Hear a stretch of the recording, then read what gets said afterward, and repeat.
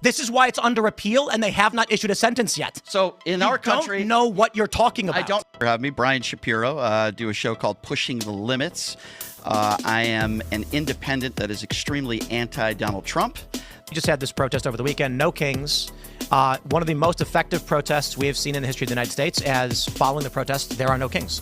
More people have been deported that are not related to what you're saying. I figure the prioritization I think you lack the cognitive ability to connect the dots. No, I'm not the president either. You're comparing me to Donald Trump. This is not a real argument. This is not a real argument. It's certainly not a real argument. Complain about something as the president for 9 years, but don't have any solutions. And you don't think that's a real argument.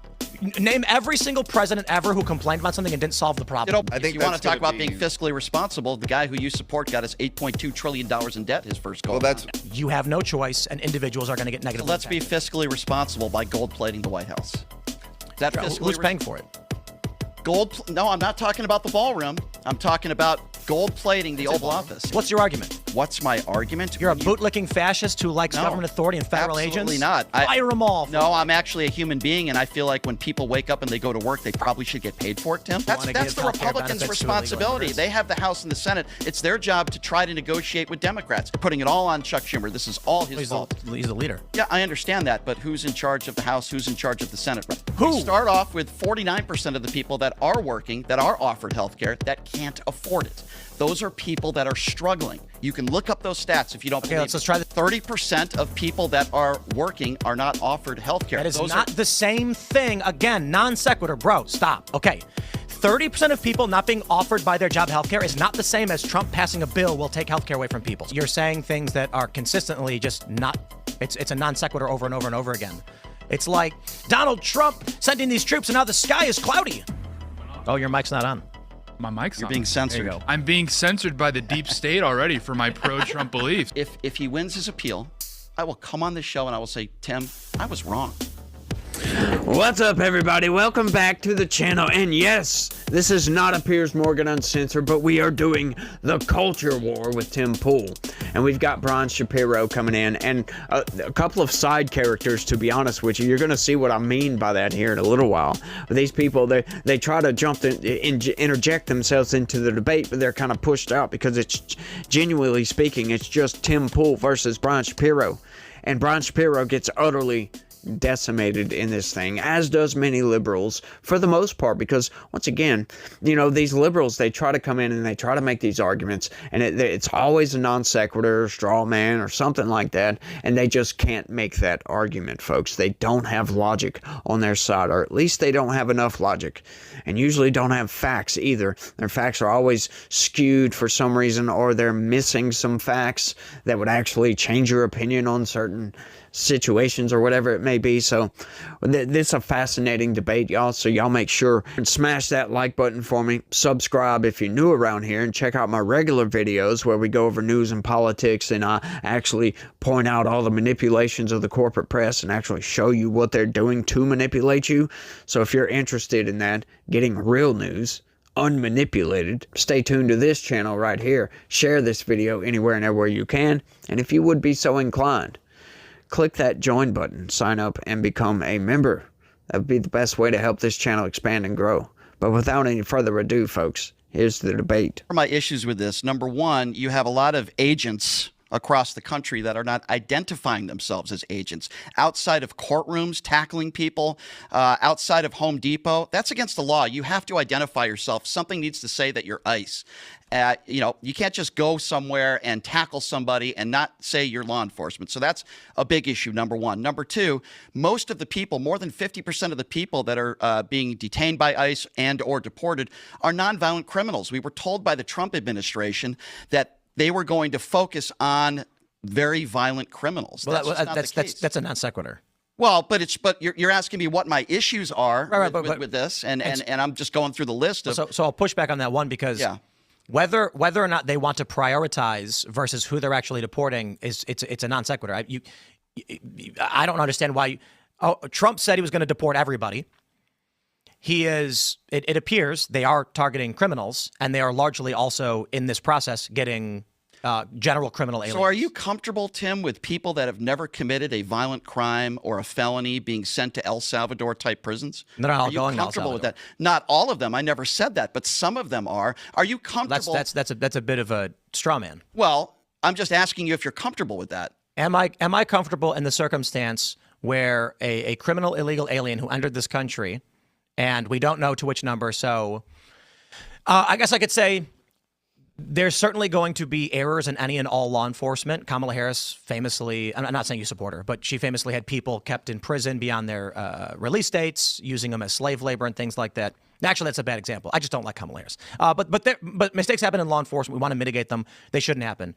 U.S. citizens being detained for 24 hours in New York shouldn't happen. But the question is of malice. So if, I don't know, to what degree are we going to accept nonviolent illegal immigrants being sent to what is it called? CICOT? What is it called? CICOT. CICOT. There you go. In El Salvador, and it's no nonviolent individuals should not. Then there's another layer to the question, and that is, what if the country will not accept them back? Where do we send them? Now it's getting really muddy and messy, because if we don't have extradition treaties or treaties in general for handling deportations of foreign nationals, well, they don't just get to stay here. So I'm not suggesting they should go to CICOT, but now we've got Kilmar going to, I guess, Uganda or whatever, Uganda. Well, listen, I think 99% of the country would agree that if you're a violent criminal in this country illegally, you should be deported. I'm one of those people. I think there needs to be some sort of pathway to citizenship for people that are nonviolent criminals that have lived in this country for decades, some of whom do pay taxes. I think there's a better way to do it than the way the Trump administration is doing it. I want border security. I'm not one of those people that thinks that the border should be wide open. Okay. How many times are we going to do amnesty though? It's like this, like the fourth, right? I understand that, but I also don't like it when Dr. Phil is there with a microphone making it a spectacle. I feel like there's glee in this. Obama deported a lot of people as well, but I don't think they enjoyed it. I feel like, and this is my personal opinion, that those in the Trump administration and Donald Trump are making it a spectacle. Like they're liking the fact that families are being separated. I think that's immoral. Well, that's like an emotional reaction. That's not a fact-based. Well, but I can't debate how you feel about what Trump is doing. You think it's emotional? Dr. Phil has said, "Hey, come on down here with Tom Homan and let's interview these people that have handcuffs on them." You got a problem with Dr. Phil? I have a problem with making it into a reality show. This is not a reality show. This is real life. Agreed. Dr. Phil, you knock it off. I'm not a Dr. Phil fan anyway, Tim. But listen, I just think you're asking me my thoughts on this whole situation, and I don't like the way Trump is going about it. Why is it that he wants white people from South Africa in this country with open arms, but he doesn't want black people from South Africa in this country? Why is that, Tim? When did he say that? Well, look at what he did. 10 South Africans were this. 10 people? I think this was like 3 months ago, welcoming them with open arms with their families, but they all happen to be white. I find that very convenient. Because there are white people being killed in South Africa. Yeah, but why is it that he doesn't do the same for people of color? Let's welcome you with open arms. Because the black people in South Africa are the majority and are the ones chanting "kill the Boer." Yeah, the government there is a black nationalist government. You don't find that okay? You can say it's racial, but it's clearly also very politically aligned. Like the politics of the South African grievance politics and the communism versus the European descendant South Africans who are more free market and more in favor of property rights. So there's an obvious political overlap here. And there was a white guy, just an illegal immigrant, was just he was a police officer, and they deported him.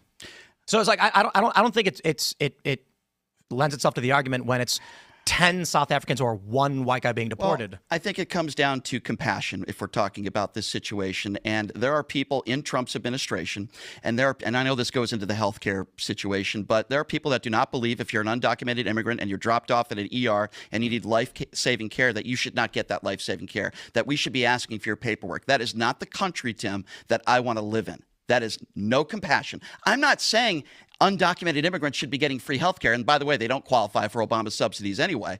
But if somebody is dying and they're undocumented, okay, they should be able to get the care that they need in a hospital. And I'm okay paying for that. I mean, that argument works if Biden didn't let in, on the low end, 10 million illegal immigrants. Well, you could use the term let in. I'm not going to sit here and defend Biden when it comes to all the undocumented immigrants that came into this country. Clearly, he didn't do a good job. There's a math question, right? So the famous saying, you must secure your own mask before securing the mask of the person sitting next to you. And that's a great analogy because when the pressure drops, if you're too busy trying to help someone else, you pass out and then no one gets Let help. me flat out ask you, Tim, if somebody is undocumented in this country, I'm not even talking about a violent criminal, somebody who's in this country, undocumented immigrant, they're having a heart attack. Do you believe that if they're dropped off at an ER, that those doctors should not be asking them for their paperwork, that they should try to save their life first? First and foremost, doctors should just render aid to anybody who's ailing. It's like I agree, but there's some people that don't agree with you. But it's not about an illegal immigrant. If like Tate had a heart attack, God forbid, at such a young age. A lot of Arby's, so I mean. I know. Okay, doctors. So you eat like Trump, then? That's what you're saying. Oh yeah. Meat doesn't give you heart attacks anymore. It's not the I 90s. believe in life force. I think the Big Mac does. The issue isn't illegal immigrants. The issue is literally anybody suffering. If a doctor said, "Well, hold on there, gosh darn minute, let me see some paperwork," that means citizens are going to be denied emergency health care. Well, here's the deal. Like you'll die before the doctor can treat you if they're worried about your paperwork. I don't want to live in a country where somebody is dying and they ask for their paperwork first. Tim, I don't want to live in a country like that. Because, like I said, it's it's not even a question of illegal immigrants. It's a question of literally anybody going to the hospital being stopped and before they're rendered aid. It's like he's a citizen. He's good. No, we don't have time for that. Exactly, I agree with you. So, but the bigger question is people in the Trump administration do not agree with you. Well, that's a bit of an extreme example though, because in emergency circumstances, however, the argument of should illegal immigrants generally get medical treatment from our facilities at the taxpayer expense? In the emergency room, I say yes. In the case of absolute emergencies, indeed. What if someone shows up to the emergency room and they're like, something's wrong with my hand, it hurts? Well, that's a different circumstance. Obviously, I'm not talking about, if somebody you said in the emergency room. Life-saving care. That's not life-saving care. So this is the issue. Most of the people in the emergency room are not getting life-saving care. In the event someone's having a heart attack or bleeding out, they were shot, whatever, no one's going to stop, and no one should. They should just treat the person. But you go to the emergency room, what do you see? People are all sitting in chairs waiting. Okay, so this debate for the first part of it, they kind of go all over the place. Brian Shapiro just is leading Tim Pool all over the place with all kind of different subjects and topics and everything. Like, it's wild. But talking about this, like, that doesn't exist. They are pretending, Democrats are pretending that a criminal alien could go into an emergency room if they get their arm cut off or something like that, and the doctors are going to be like, well, let me make sure you're a citizen first. That's not going to happen, folks. That falls well outside of reality.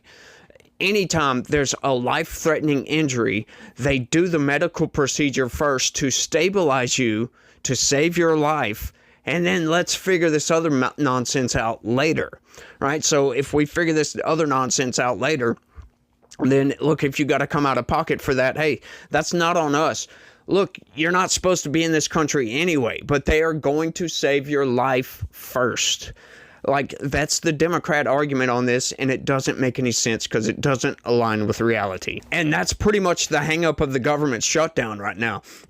Democrats, they want those emergency subsidies for criminal aliens, for crying out loud. So, for the vast majority of people that go to the emergency room, it's not life-saving, for goodness sakes. Like, we all know this. A lot of people, they go to the emergency room on the weekends or whenever doctors' offices are closed because they can't see a doctor. We have urgent care facilities now that a lot of people are going to for these issues. So, that's a whole different story. But for the most part, they're going to treat you first and then figure everything else out later, right? They're not going to call ICE on any of these criminal aliens or nothing like that, but that's the hang-up. Democrats want these people to be taken care of. They want the government to pay for this, and the government is not going to pay for this. Look, I'm sorry.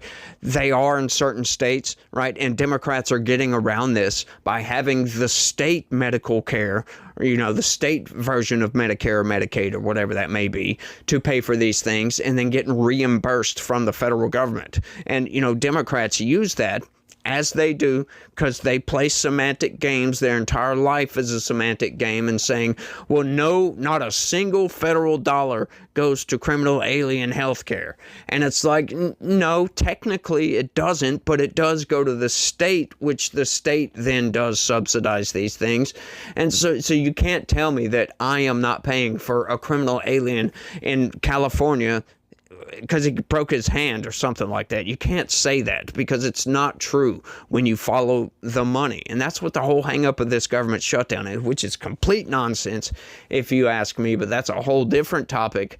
We're going to get into that. Now, I like the first part of that debate talking about, what the Trump administration is doing. This is another thing that Democrats, they tend to play games on, like, oh, he said he was going to prioritize the worst of the worst. He's doing that.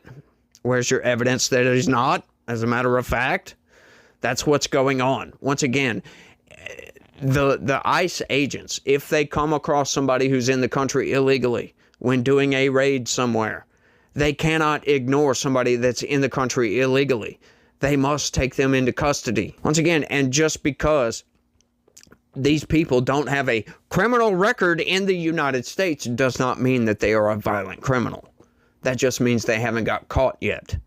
Let's keep going. That's my understanding. I don't believe this is a Chuck Schumer government shutdown. I do not believe that. My understanding, so like the core of this debate over the government shutdown and the spending bill is that Democrats want to extend the ACA benefits to refugees, asylum seekers, and DACA recipients. That's part of it, sure. Republicans said absolutely not, because those are illegal immigrants. Well, when you talk about asylum seekers, I think that's some gray area.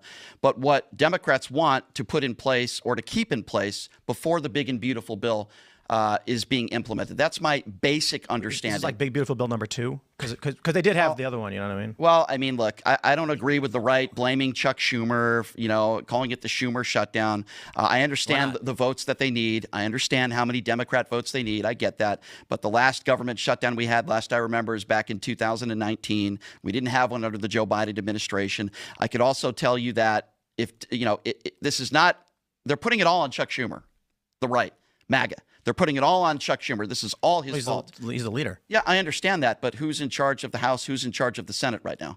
Should they vote to get rid of the filibuster? I think so. I think just crush the filibuster and then Democrats have no argument.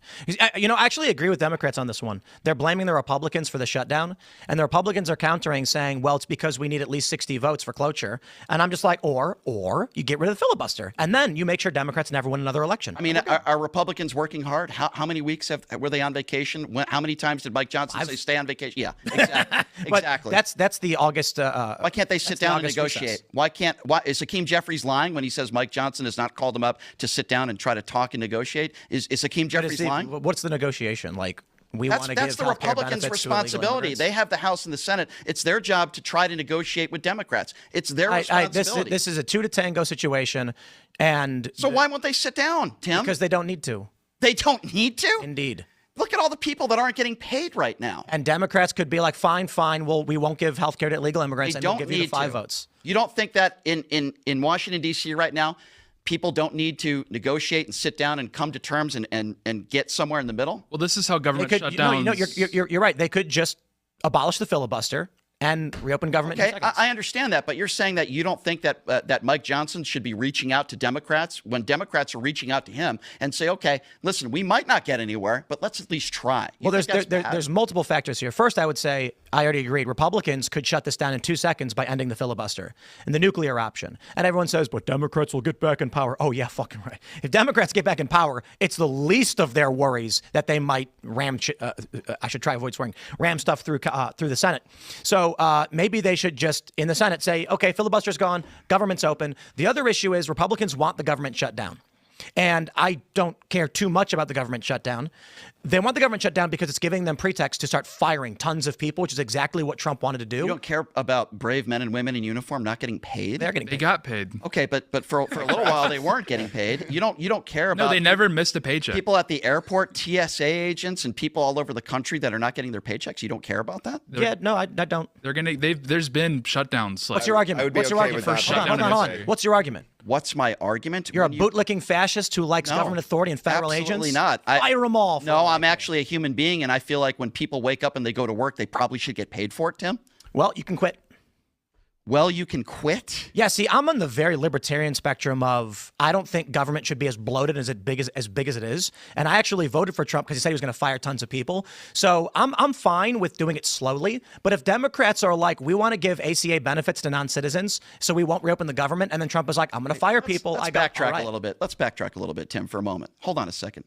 families and fathers and mothers that are working in all different types of different positions in government jobs. Yeah. They rely on that paycheck. And they're not getting a paycheck because of a government shutdown, regardless of whether you blame the right or the left. Should drop their illegal immigrants. And your response to them would be, I don't care, quit your job. Well, one of the responses I could say is stop relying on big daddy government to take care of you. My first statement is I'm sorry the Democrats did this to you. Okay, maybe if they didn't want to give ACA benefits to illegal immigrants, the government would be open.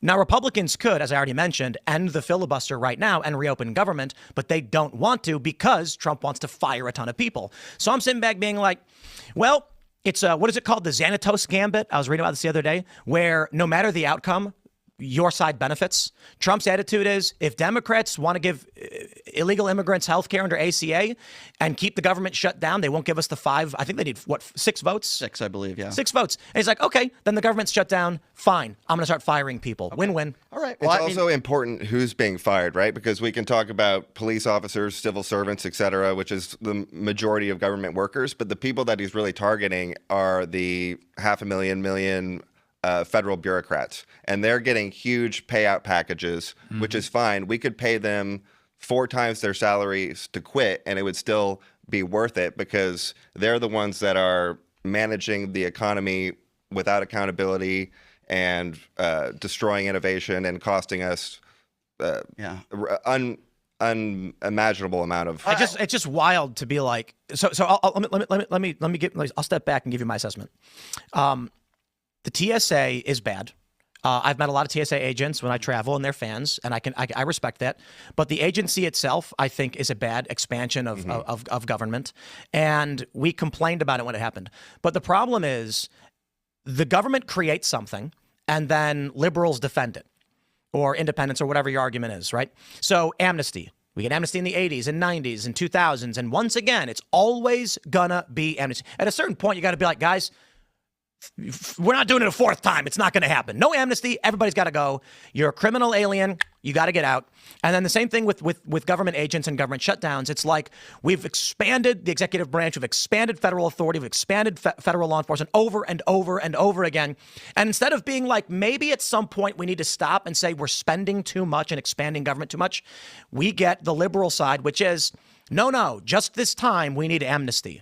Whatever it may be, pay all of them now.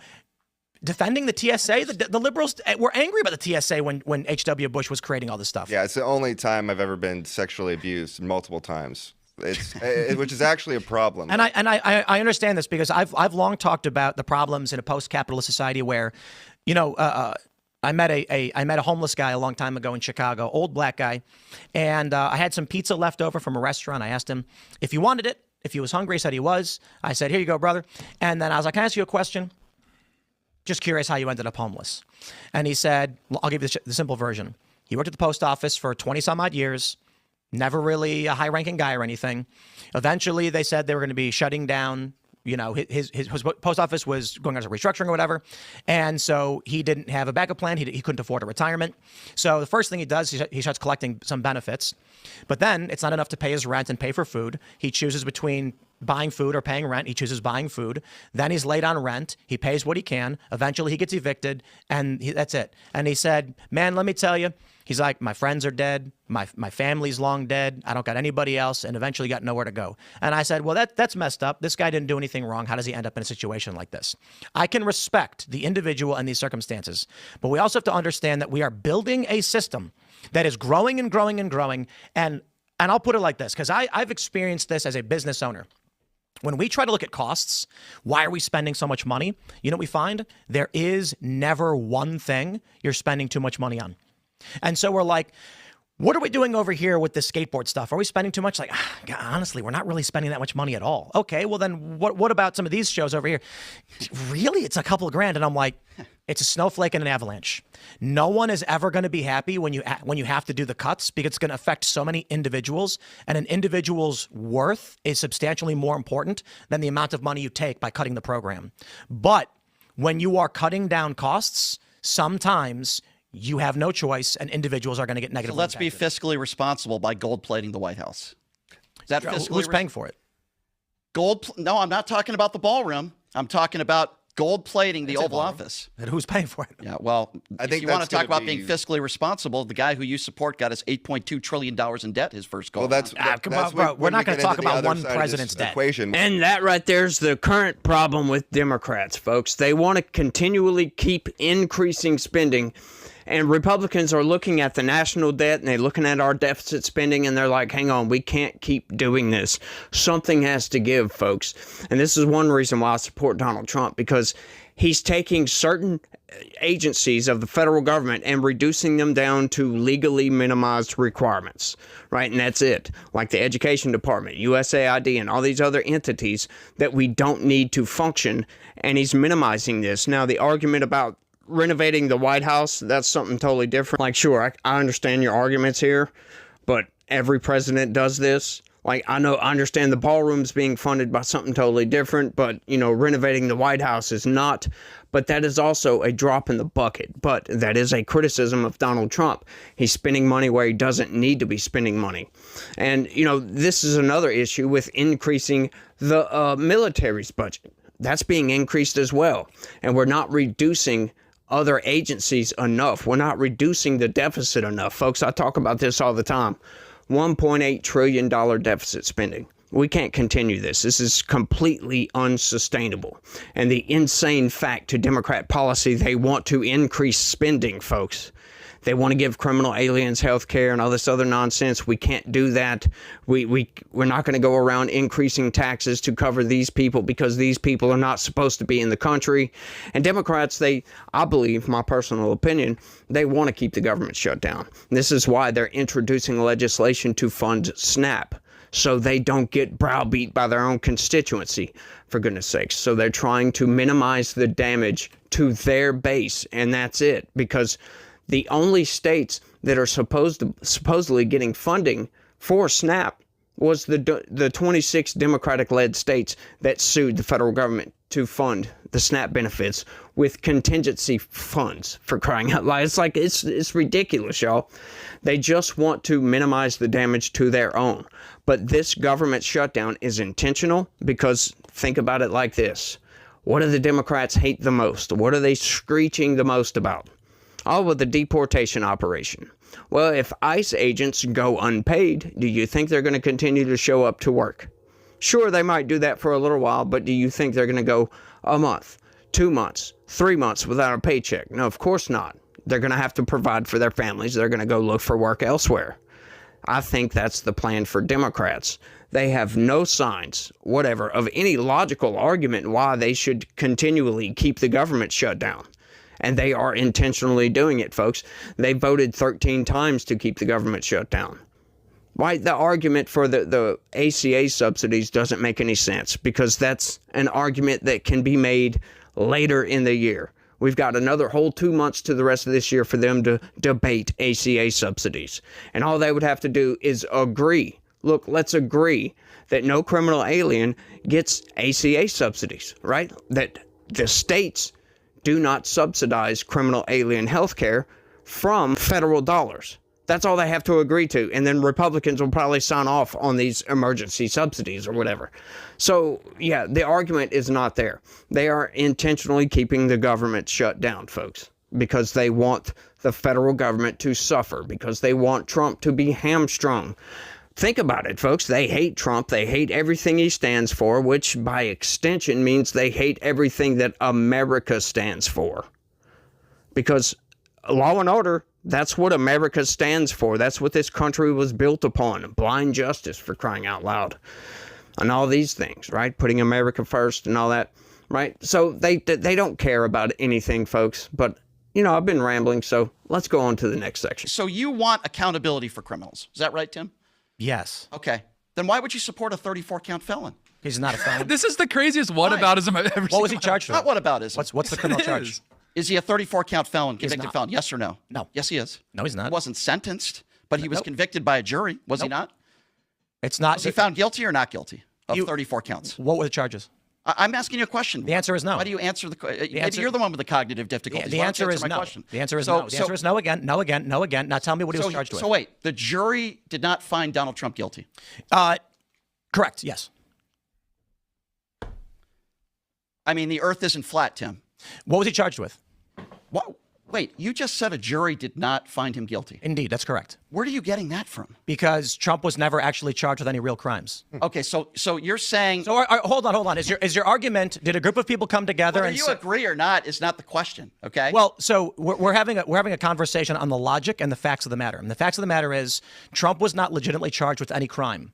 So he can't be found That's your guilty. Opinion? That's your opinion. It's a fact. Okay, it's a fact. It is indeed a So fact. a jury found him guilty. Of what? You're wrong. Of what? Okay. Of what? You say 34 count felon. Of what? Okay. Of well, what? did he Of not? what? Of what? I'm answering Of it. I'm answering it. Did he not make up and falsify business records? He did not. He did not. Okay. That wasn't the case. Did you watch? Did you check? I did. So who actually? So he was didn't break accused? the law. Who was accused of it? He didn't break the law. Who he did not. Well, Okay. Perhaps So maybe. in your opinion, perhaps maybe okay, no.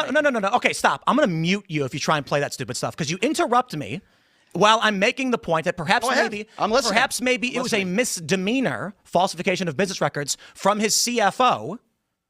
Perhaps, maybe. Don't cut me off when I say perhaps, maybe to change the context of what I'm saying.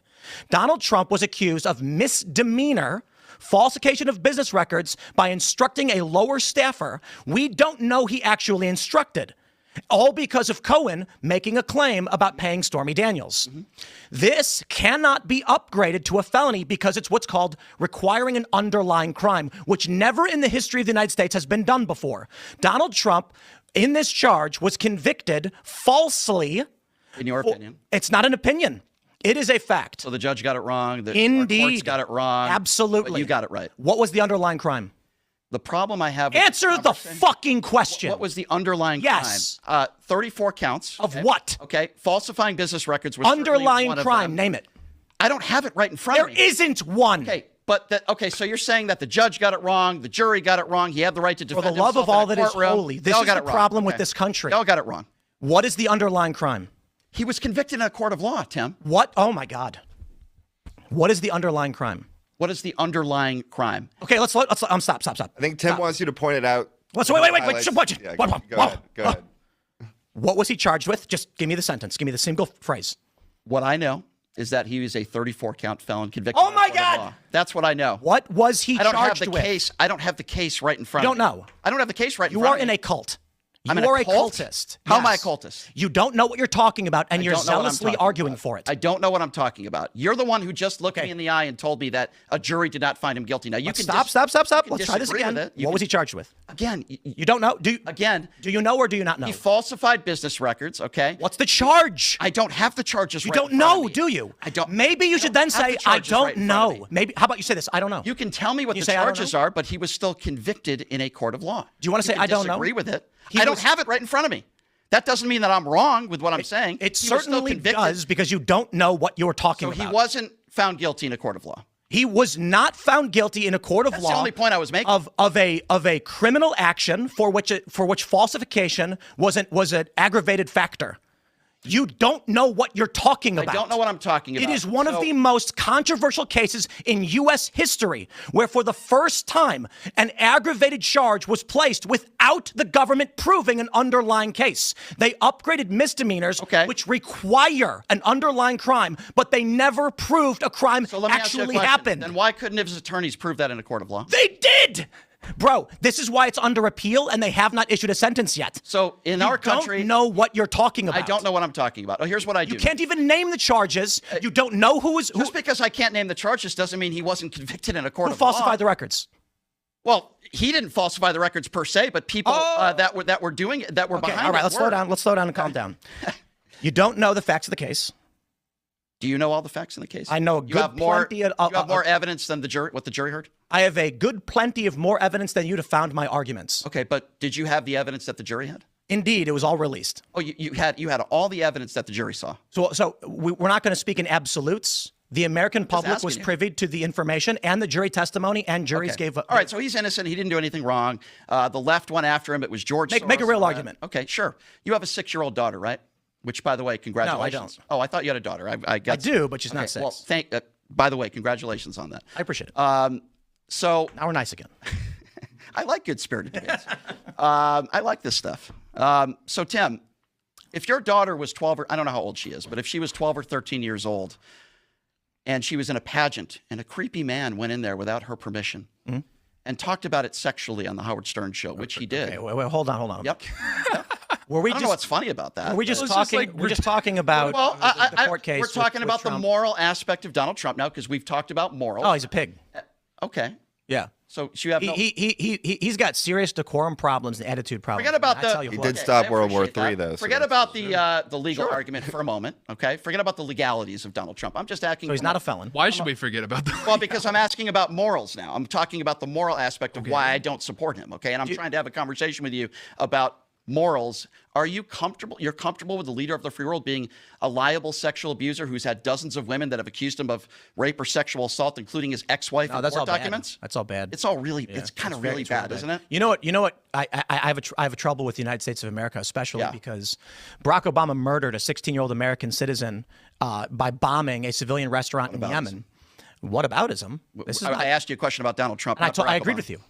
So why would you support somebody like that? For the You're same okay with for that? the same reason that people probably support Obama murdering children. The What was issue it about is, Kamala? Name me one thing that Kamala Harris has done in her let's life. slow that's- down that's and that bad. say the issue at hand is we always call this the lesser of two evils, and we could take. See, and that's where people like Tim Pool will get you, because you could go out and read a headline saying Donald Trump convicted of 34 felony counts of falsifying business records or whatever, and then you hear Tim Pool saying, no, he didn't, as a matter of fact. And you're like, well, I read the headline. And Tim's like, yeah, but do you know the case? And you're like, not really. You don't know what's going on with this. The interesting fact on all this is, the underlying crime, which was unprecedented for them to actually elevate falsifying business records, which was a misdemeanor, as he said. They didn't have to prove that. And as a matter of fact, all three of those quote-unquote crimes that he was investigated for, he was exonerated. They said he did not commit those underlying crimes that elevated a misdemeanor to a felony. That's why it's all fake. All of it's fake. This will never get through on appeals. It's going to be overturned. There were several due process violations in that particular case by itself that could overturn this, not to mention the fact that the jury instructions violated due process because the jury did not have to agree on which one of the three underlying crimes that elevated this to a felony. They didn't have to agree. They didn't have to be unanimous on that. These three could have picked one, these four could have picked another one, and the other three, they could have, just said, screw it. Picked one, or whatever, it doesn't matter. They could have just said, I don't care. And they would have still found him guilty regardless. That, to me, does not sound like justice, does it? No, that sounds like a weaponized court that wants to convict a man and just don't care about what the actual crime was. It's fascinating, y'all. It really is. He was exonerated on the underlying crimes. The FEC investigated him for any of the federal election campaign violations or whatever. So all of it was bogus, folks. All of it was bogus. The underlying crimes did not exist. He did not commit those crimes. Therefore, the misdemeanor that was elevated to a felony did not exist. It was all fake. And Tim Pool, he doesn't kind of do a good job of explaining that, but if you put it all together, that's how it works out, folks. The underlying crimes, he never committed those. They couldn't prove he ever committed those, but the argument from the court is, it doesn't matter if he committed the underlying crime or not, right? It doesn't matter. The argument from the court is, was the intent to commit that crime there? Well, hang on. Now we get into this whole intent territory. That's how they base their judgment, was upon intent. Did he intend to commit this crime, but didn't commit it to elevate a misdemeanor to a felony of falsifying a business record? And that's how they got him. And I don't think that's going to stick. I think that's a novel legal theory that falls well outside of the bounds of jurisprudence, in my opinion. I'm not a legal expert, though. But once again, I've looked into this case just as much as Tim has, and I find many, many holes in this case. Once again, folks, not to mention all of the due process rights violations. There's several due process rights violations. But just the novel theory that they were going to use that, he intended to violate campaign finances or whatever. That's why, with the whole payment, the Stormy Daniels payment, the hush-hush money payment, right? That's how the falsifying business records came into play. Oh, he intended to violate the campaign regulations or whatever. What? But he didn't violate those campaign regulations. That was all legal. You can actually have somebody, you can send somebody a hush money payment to shut them up. That's totally legal. And you can do it with you can't do it with campaign dollars. But that's the problem. He didn't do it with campaign dollars. Michael Cohen did it out of his personal account. And Michael Cohen was his lawyer at the time. And later, like months later, he paid Michael Cohen for his services. That's where they were trying to say the falsifying of business records was. That Michael Cohen did this, and that was the campaign violation or whatever. And then Donald Trump paid him after becoming president, as a matter of fact, and they could never prove it was with campaign dollars. They never could prove that because it wasn't with campaign dollars. That's what the FEC investigation was. So that was one of the underlying crimes that elevated the business records, the falsifying business records or whatever, to a felony. It was all bogus. If they would have went in for just the falsifying business records, the misdemeanor falsifying business records, that's an open and shut case. He did that. Boom. Or, whoever his CFO was did that. That's an open and shut case. The fact that you're going to try to elevate this to a misdemeanor, and it wasn't they were trying to get justice, folks. That's not what it is. Because at the same time in New York, at that very same moment, they were letting criminals go, violent criminals that were shoving people in front of subway trains. Yeah, they were letting those people out of jail on their own recognizance, which is absurd. They didn't care about justice at all. They wanted Donald Trump to be hamstrung so he couldn't campaign. We all know this, folks. That's why that whole case is bogus. That's why all the cases against Trump are bogus. Because there was a definite political motivating factor behind all of it, folks. You guys do me that favor. Smash that like button for me. Subscribe if you're new around here. Share this video anywhere and everywhere you can, because I love debates. I love injecting myself into the debate to interject into the arguments to clarify points or just make my own point clear. Obviously, right? Because I do this on weekends for fun, and I love doing it. But you guys, click that join button for me. I need y'all's help. You can see we're struggling to grow around here. So y'all do that for me. And you guys remember that God loves each and every one of you out there, and he has a plan for all of us. You may not know what that plan is, but it's there. I can assure you it's there. But you guys try to have a good day and stay legitical. Peace.